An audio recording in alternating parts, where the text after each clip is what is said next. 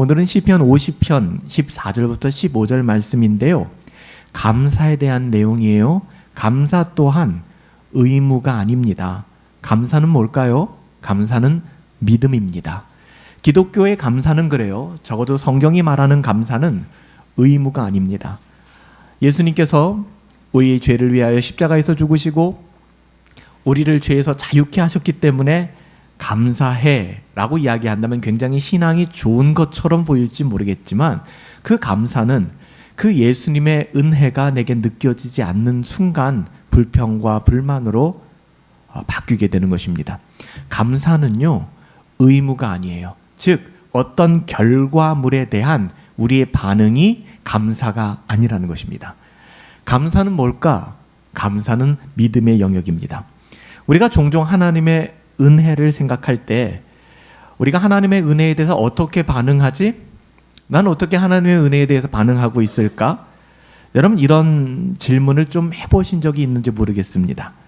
하나님께 받은 은혜에 대해서 내가 분명히 은혜를 받은 것 같은데 분명히 나는 은혜 받았는데 나는 이 은혜에 대하여 어떻게 반응할까? 난 무엇을 할 수 있을까? 더 나아가서는 하나님께 무엇을 더 해드릴 수 있을까? 이런 생각들.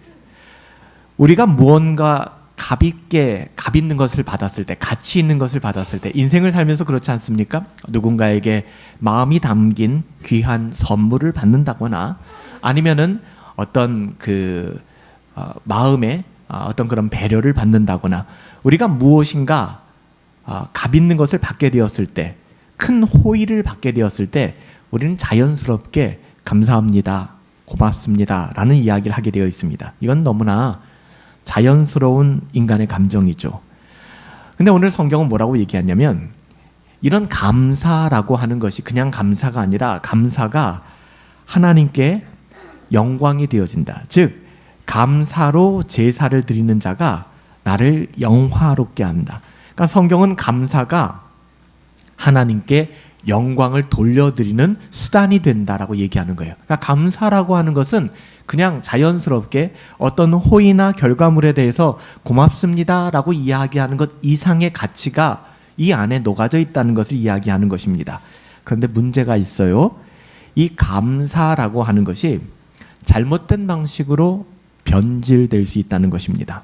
예를 들면 감사가 가장 나쁘게 변질될 때가 언제냐 하면 감사가 마치 내가 갚아야 될 채무처럼 느껴지기 시작하는 것입니다. 우리가 결혼을 할 때 축의금을 하지 않습니까? 축의금을 할 때 물론 신랑 신부를 보고 축의금을 하는 경우들도 많지만 대다수의 경우에는 이 가정과 가정, 가문과 가문, 그래서 우리 부모님들이 열심히 축의금을 했던 이유는 내 자식들이 결혼할 때 똑같이 축의금이 들어오기 때문에 그래요. 그런 어떤 암묵적인 그런 관계가 형성되어지는 것이죠. 그래서 부모님들이 그런 얘기를 많이 하셨던 것 같아요. 이거 다 빚이야 라고 얘기하는 거죠. 누군가가 뭐 잔치를 한다거나 일을 할 때 많은 분들이 와서 축의금을 내지 않습니까? 우리는 야 이렇게 돈을 많이 우리에게 주시는구나 라고 생각할지 모르겠지만 이거 우리가 다 갚아야 될 빚이야 라고 얘기하는 것이죠. 감사라고 하는 것이 이렇게 채무로 변질되어질 때 감사는 결코 하나님을 영화롭게 할 수가 없습니다. 굉장히 인간적인 영역의 감사가 되어지는 것이죠. 내가 이렇게 많은 은혜를 받았으니 이거 내가 반드시 갚아야 되지 않겠어? 내가 금수가 아닌 이상 하나님께서 나를 위해서 죽으셨다는데 이 정도는 감사해야 되지 않겠어? 여러분 이런 생각이 위험할 수 있다는 것입니다.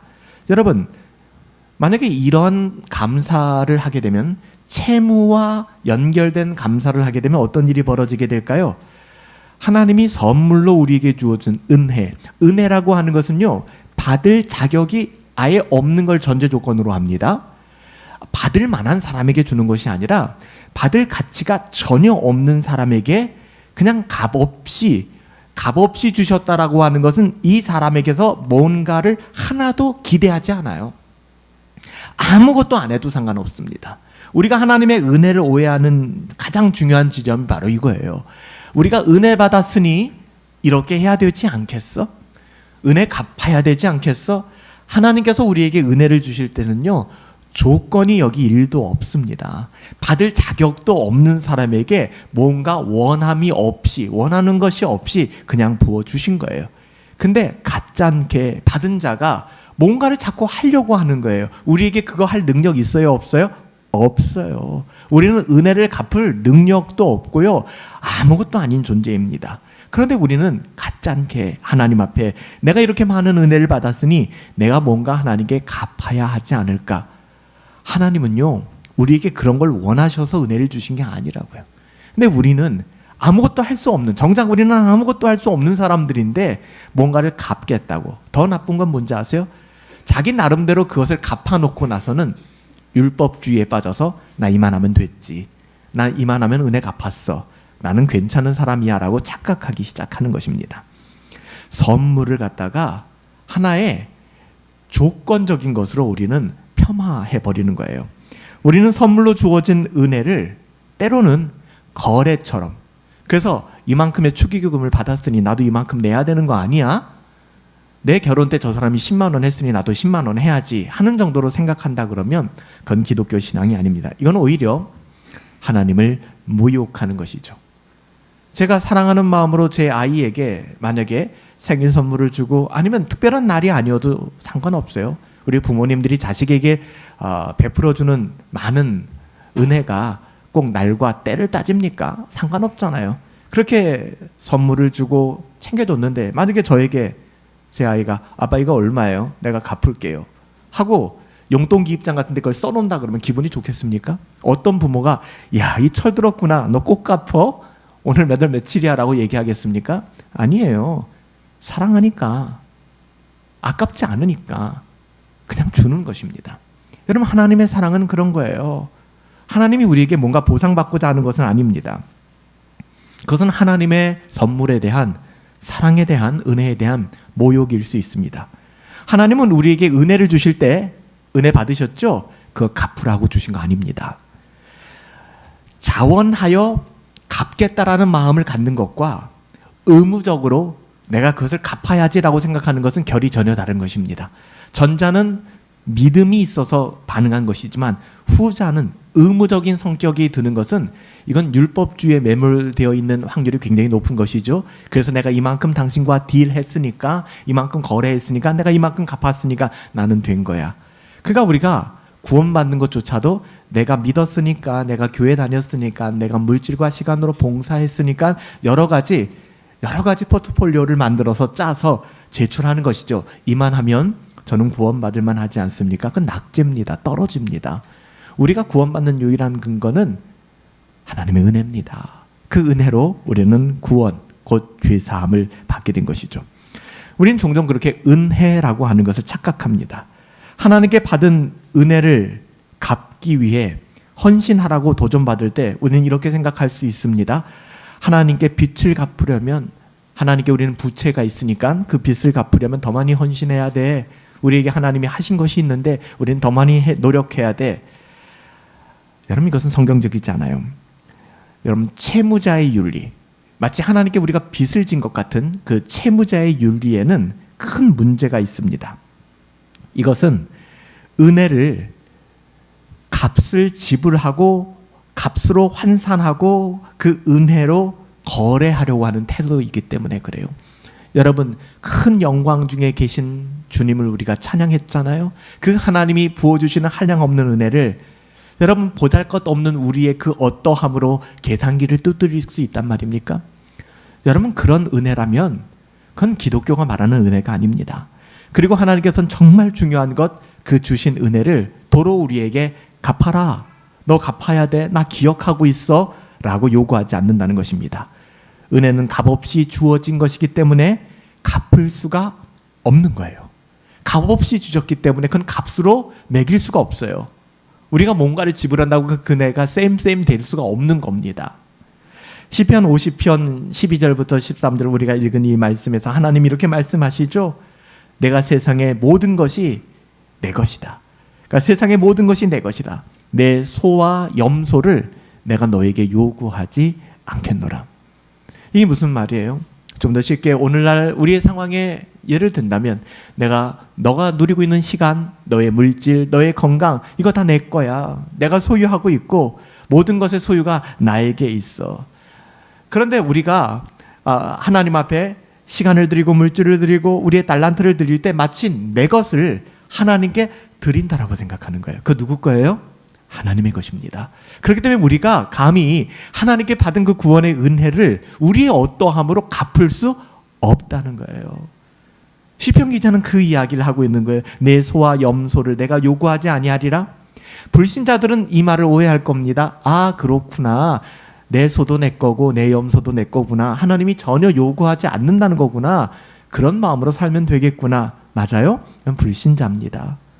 여러분, 내 소와 염소를 내게 요구하지 않겠다고 하는 것이 내 소와 염소를 원하지 않는다는 것과 별개의 문제입니다. 또 다른 성경에서는 뭐라고 얘기해요? 내가 내 소를 잡고 염소를 잡고 내 비둘기를 잡고 내 곡식에 이삭을 빻아 이렇게 하나님께 번제를 드리고 소제를 드리고 헌상하라라고 이야기하잖아요. 이 말씀이 충돌합니까? 충돌하지 않아요. 하나님께서는 아까워서 계산기를 두들기고 낼 거면 내지 말라고 얘기하는 거예요. 나는 거지가 아니라고 얘기하는 거예요. 내게 주신 은혜를 세어볼 수 없겠지만 그것을 내가 누리고 살아간다 그러면 너의 삶의 방식이 오늘 신명기서 말씀처럼 내가 오너라면 연금 협상을 할 때 1,000원 단위로 10,000원 단위로 잘라가지고서 어떻게 하면 조금 줄까, 어떻게 하면 이 사람 것을 빼앗을까 생각하지 말라는 거예요. 후히 나누어 주라는 것입니다. 왜요? 그것이 하나님의 것이기 때문에. 신자는 그렇게 살아가야 된다는 거예요. 연보를 할 때도 마찬가지예요. 반올림 해야 되나 말아야 되느냐, 1,000원 단위로 10원 단위로 잘라야 되느냐, 이렇게 하지 말라는 거예요. 할 수 있는 만큼 후히 하라는 것입니다. 할 수 없을 땐 못하겠지만 그것이 중요한 것이 아니라는 거예요. 하나님은 우리의 헌신이, 여러분이 하는 이 모든 헌신이 빚을 갚는 행동이 아니다라고 얘기합니다. 그래서 여러분 죄책감을 덜어내기 위하여 여러분들이 하나님 앞에 마치 집에서 접시 하나 깨고 어린 시절에 컵 하나 깨고 나면은 겁나니까 어떻게 합니까? 하지 말라는 집안 청소하기 시작하고, 뭔가 그래야 내가 좀 이 죄책감을 덜 것 같아서 뭔가 우리가, 그래서 바람핀 남자들이 아내에게 잘한다 그러잖아요. 죄책감이 드니까. 그런 행동하지 말라는 것입니다. 여러분, 우리의 헌신은 빚을 갚는, 부채를 갚는 그런 행위가 아닙니다. 하나님의 은혜를 믿고 신뢰하는 너무나 자연스러운 그런 반응이에요. 성경은 우리에게 감사를 요구하지 않아요. 감사하라라고 얘기하지만 그것은 감사를 요구하는 것이 아닙니다. 의무를 하나 더 얹어 놓는 것이 아닙니다. 은혜를 받은 자에게 요구되는 것은 뭘까요? 믿음이죠. 믿음입니다. 과거의 은혜를 기억하며 장래의 은혜를 믿는 믿음이야말로 여러분 우리의 삶을 본질적으로 변화시키는 동력이 됩니다. 왜 내 인생이 회개했는데 몇 시간 지나서 원상복귀 되는 것일까? 내가 감사해야지 새해를 시작하며 다짐하고 결심했는데 왜 불평과 원망이 바로 그냥 비 쏟아지듯 쏟아지는 것일까? 여러분, 이유가 여기에 있는 거예요. 과거의 은혜를 기억하며 장래의 은혜를 믿는 믿음이 우리 가운데에서 희석되어지기 때문에 우리의 삶이 눈에 보이는 대로 반응하기 시작하는 것입니다. 우리의 죄성과 연결되어서 불평과 원망, 짜증과 분노, 혈기가 있는 그대로 드러나게 되는 것이죠. 여러분, 이스라엘 백성들을 통하여 우리가 교훈을 얻어볼까요? 그들은 광야 40년 동안에 정말 듣도 보도 못한 놀라운 일들을 경험했습니다. 하지만 그들은 그때뿐이었습니다. 또다시 그들의 기억에서 이것이 사라지는 그 순간 불평과 원망, 심지어는 불순종과 반역이 일어났습니다. 문제는 무엇이었을까요? 이스라엘 백성에게 감사가 없었나요? 아니에요. 그들에게 감사가 있었습니다. 감사했죠. 그런데 성경은 뭐라고 얘기합니까?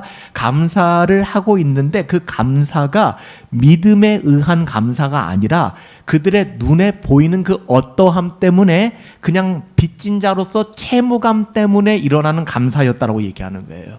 그 감사는 유통기한이 있습니다. 오래가지 않아요. 금방 잊어버리게 됩니다. 이스라엘 백성이 광야 40년을 통과하면서 곳곳에 하나님이 주신 은혜를 바라봤을 때 그들은 감사했습니다. 근데 그 감사는 유통기한이 있었죠. 결국에 그 감사는 그들의 불순종으로 이어지게 되었고 광야 40년을 그들의 인생에 깔아놓고 말았습니다. 결국엔 그들은 광야 40년을 걸을 수밖에 없었어요. 민수기 14장 11절에 하나님이 이렇게 말씀하십니다. 이 백성이 광야길을 걷고 있는 이스라엘 백성, 감사를 조건적으로 하고 있는, 감사를 부채의식을 가지고 하고 있는 그들에게 이 백성이 어느 때까지 나를 멸시하겠느냐, 그들에게 행한 모든 표적을 보고서도 나를 믿지 아니하니. 여러분, 이것이 조건적 감사의 한계입니다. 감사하는 것 같아요. 간증합니다. 좋을 때만. 자식 잘 되고 남편 잘 되고 먹고 살만할 때 간증합니다. 인생이 힘들어지고 어려워지고 안 되는 일이 이렇게 있을까 싶을 정도로 세상 사람들은 참 운도 없다라고 얘기할지 모르겠지만 우리들의 삶이 그렇지 않아요? 어떻게 이렇게 안 될까? 이거 하면 이게 안 되고 저거 하면 저게 안 되고, 주식하는 분들 얘기 들어보니까 내가 산 주식은 전부 다 파란 줄이 들어오고, 이게 그냥 남의 일이 아니더라고요. 일상적인 일이더라고요. 여러분, 이렇게 생각하면 우리 인생이 얼마나 복잡합니까? 얼마나 분주하고 얼마나 짜증나겠습니까? 하나님께서는 조건적 감사가 아니라 하나님의 언약을 바라보는, 장래의 은혜를 바라볼 수 있는 감사가 있어야 된다라고 이야기하는 것입니다. 그렇다면 은혜 받은 우리들, 성경은 어떻게 살아가야 될까? 어떻게 우리의 삶을 인도할까요? 그것이 오늘 시편 50편 14절부터 15절이에요. 감사로 하나님께 제사를 드리며 지극히 높으신 이에게 내 서원, 하나님께 약속한 거 있으시죠? 그 서원을 자원하여 갚으며 환난 날에 하나님을 부르라는 거예요. 환난 날에 하나님을 기억하라는 거예요. 그러면 어떻게 한다고요? 하나님이 우리를 건져주신대요. 우리의 마음을 지켜주신대요. 내가 나를 영화롭게 하리라. 너의 삶에 하나님을 향한, 하나님으로 인한 감사가 넘치기에, 너의 삶 자체가 감사로 넘치기에 나를 영화롭게 할 거야 라고 말씀합니다. 여러분, 감사라고 하는 것은요, 정말 중요합니다. 감사는 정말 중요한 시작점이지만 그냥 거기에 멈춰서서는 안 됩니다. 우리는 장래의 은혜를, 지금 보이지 않지만 장래의 은혜를 믿음으로 붙들어야 돼. 그래서 감사가 믿음이라고 얘기한 거예요. 지금은 보이지 않아요, 그 장래의 은혜가. 우리는 눈에 보이는 것에 분주하게 살아갑니다. 하지만 지금 내 눈에 보이지 않지만 하나님의 언약을 신뢰함으로 하나님께서 우리에게 주신 장래의 그 은혜를 믿음으로, 장래의 은혜를 믿음으로 붙들며 하나님께 나아가야 됩니다. 그래서 환난 날에 하나님을 불러야 해, 환난 날에 하나님을 기억해야 돼라는 말씀은 우리의 연약함 속에서도 하나님을 신뢰하라는 거예요. 하나님을 꼭 붙들라는 거예요. 여러분, 오늘 우리 감사를 좀 돌아보세요. 감사하고 계시죠? 감사하고 계세요. 여러분, 언제 감사 연보를 내시나요? 여러분, 우리가 언제 감사하시나요? 여러분, 이런 감사, 저는 그런 감사 연보를 좀, 감사 제목을 보고 싶어요. 하나님, 제 삶이 너무 어렵습니다. 되는 게 하나도 없습니다. 그럼에도 불구하고 믿음의 눈으로 나의 삶을 바라볼 수 있게 하신 하나님께 감사를 드립니다. 감사 연보를 내는 거예요. 감사 연보, 우리가 절기 때마다, 그리고 특별하게 기념일 때마다, 내가 감사한 일이 있을 때마다 좋아요. 그것도 너무 아름답고요. 그런데 오늘 성경이 우리에게 제시하고 있는 감사는 이것을 초월하는 감사죠. 조건적 감사 더 소중합니다. 하지만 조건적 감사에는 한계가 있다는 거예요. 감사는 믿음을 통해 완성되는 겁니다. 믿음을 통해 증명되어지는 것입니다. 여러분이 받은 은혜에 감사할 때 여러분, 그것을 부채로 느끼지 마십시오. 대신에 그 은혜가 장래의 은혜를 기대하는 믿음으로 이어질 수 있도록 여러분, 경건하게 이것을 받아내시기 바랍니다. 시편 116편 12절부터 14절의 시편 기자는 이렇게 이야기합니다. 내게 주신 모든 은혜를 내가 여호와께 무엇으로 보답할까? 내가 구원의 잔을 들고 여호와의 이름을 부르며 내 서원을 여호와께 갚으리로다. 여기서 구원의 잔을 든다. 이것은 과거의 은혜를 인정하며, 하나님께서 지금 이 순간까지 살아온 나의 모든 삶을 은혜로 지켜주셨구나, 이것을 인정하며 앞으로는 그 하나님이 나에게 은혜를 주신 것을 나는 믿고 신뢰하기 때문에 내 앞으로의 미래를 기우처럼 걱정하고 고민하는 것이 아니라 그 나의 앞걸음도, 그리고 나의 지금 이 자리도 하나님께서 은혜로 채워주실 거야. 이것을 믿는 것입니다. 지금 당장 내가 감옥에 갇혔고 미움을 받고 내가 여러 가지 해코지를 당하는 상황 속에 요셉이 그랬던 것처럼 바울이 그랬던 것처럼, 하지만 그 속에서도 그들은 한결같이 여호와의 이름을 부르며 하나님을 신뢰하며 살아가는 것, 성경은 이것을 믿음이다 라고 이야기합니다. 사랑하는 성도 여러분, 감사는 우리의 너무나도 중요한 반응입니다. 하지만 그것이 하나님께 진 빚을 갚으려는 노력으로 변질되지 않길 바랍니다. 여러분, 너무 그러면 재미없어요. 인생이 고단합니다. 우리가 받은 은혜에 대한 감사는 우리의 은혜를 갚으려고 하는 그런 노력으로 변질되어져서는 안 됩니다. 우리는 그렇게 은혜를 오해해서도 안 되고요. 하나님께서 우리에게 원하시는 것은 감사와 믿음의 아름다운 하모니, 조화입니다. 과거에 받은 은혜에 감사하십시오. 더불어 장래, 내가 지금은 알지 못하지만 장래의 은혜를 믿음으로 기대하세요. 그리고 환난 날에 하나님을 부르세요. 그리고 그분의 능력을 경험하셨으면 좋겠어요. 우리 모두의 삶은 하나님의 은혜로 채워져야만 합니다. 믿음으로 나아가는 여러분의 삶, 우리가 새해를 열고 벌써 한 달, 오늘이 1월의 마지막 주일입니다.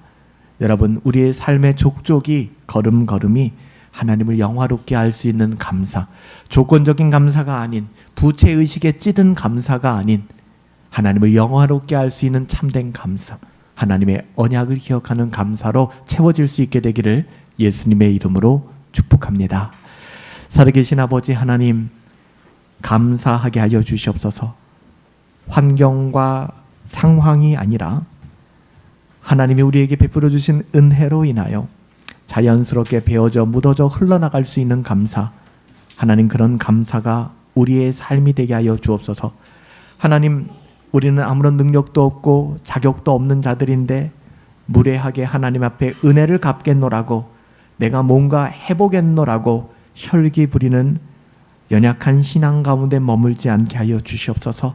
참된 감사를 통하여 하나님을 영화롭게 할 수 있는 우리 분당 허브 교회가 되기를 소원하옵고 존귀하신 예수님의 이름으로 기도하옵나이다. 아멘. 우리 자리에 일어나